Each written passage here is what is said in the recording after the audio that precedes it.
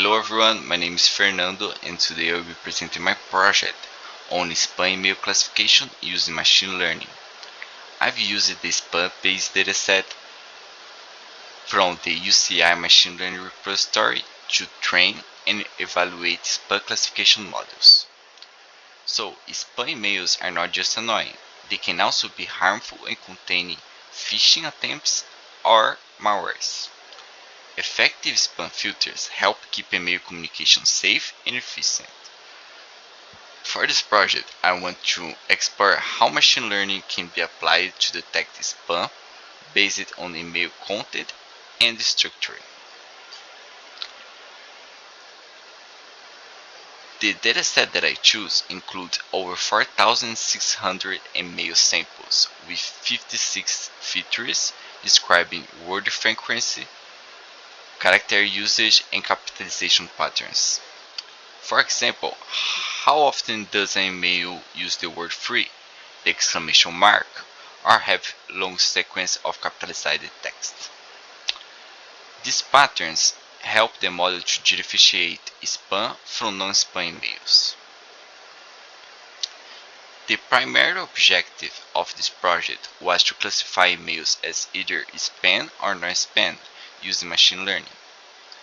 So I implemented and compared two models, the random forest and the support vector machines, also known as SVM.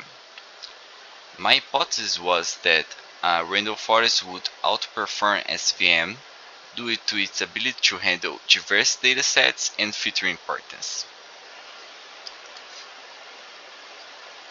One interesting aspect of this dataset is that it is slightly imbalanced.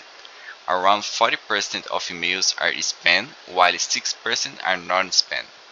This means that the model needs to be careful to avoid false positives while still catching most spam emails. So I started creating a model to pre-processing the data, and this involved assigning column names, dropping relevant filters, and scaling the data using standard scaler.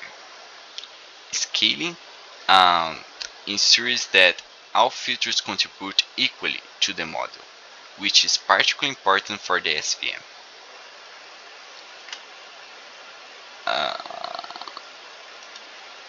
Next, I explored the dataset through EDI or exploratory data analysis. Here is a bar chart showing the distribution of spam versus non-spam emails, and a heat map displaying the feature correlation. Many features have very low correlation, which suggests that they contribute independent information. This diversity in features is beneficial for the model.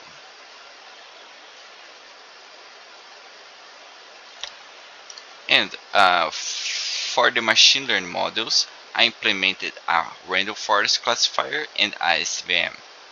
And to maximize their performance, I used grid search for the high parameter tuning. For random forest, I tuned the parameters like the number of trees and the maximum depth of each tree.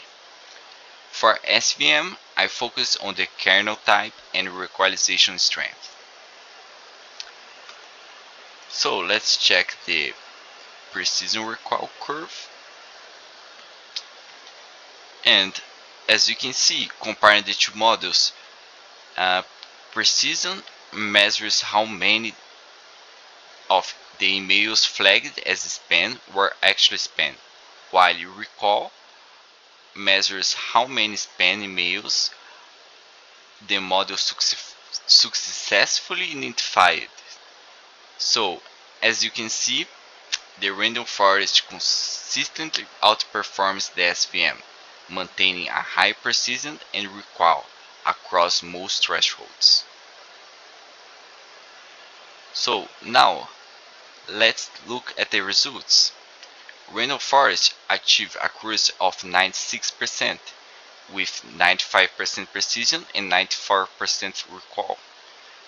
Its ROC score was 98, indicating that it's excellent at distinguishing between spam and non-spam emails.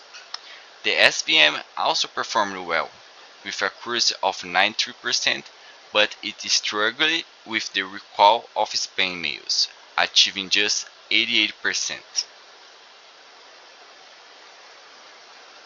Overall, Random Forest emerged as the better model, balancing precision and recall more effectively than SVM.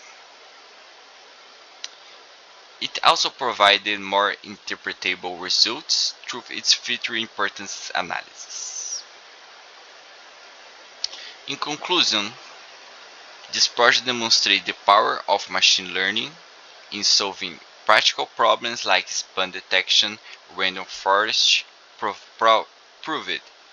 to be the better model, achieving a high accuracy and providing valuable insights into which feature and the most predictive of spam. Thank you for watching. If you have any questions about my implementation or results, feel free to ask.